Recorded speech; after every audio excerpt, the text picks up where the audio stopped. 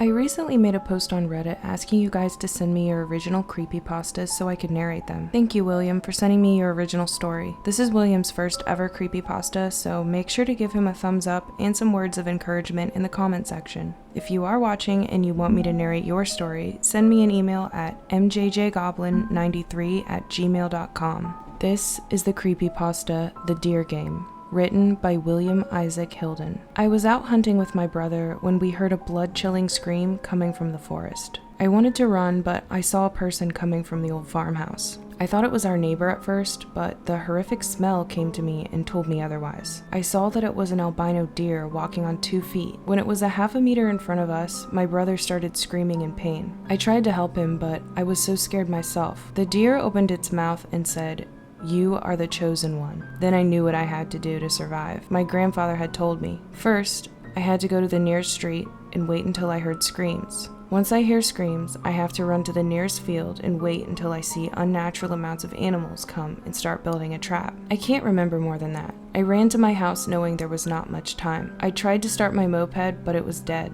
so I ran to the end of the road. I waited there for about 15 minutes, and then I heard the screams and I knew.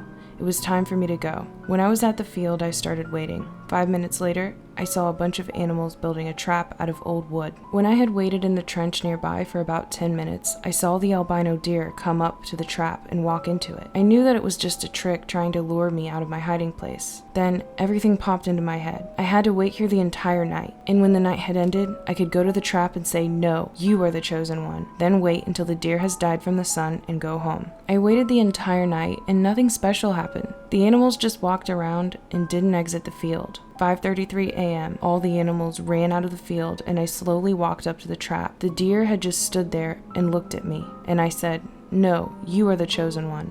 And the deer instantly started to spasm and turned into a white powder. I walked home thinking everything was all right. When I was home, I heard my dog freaking out over something. When I was inside, I saw my brother lying on the ground. My entire family was around him saying, "You did it wrong, you did it wrong." And when I looked into my dad's eyes, I saw that they weren't his.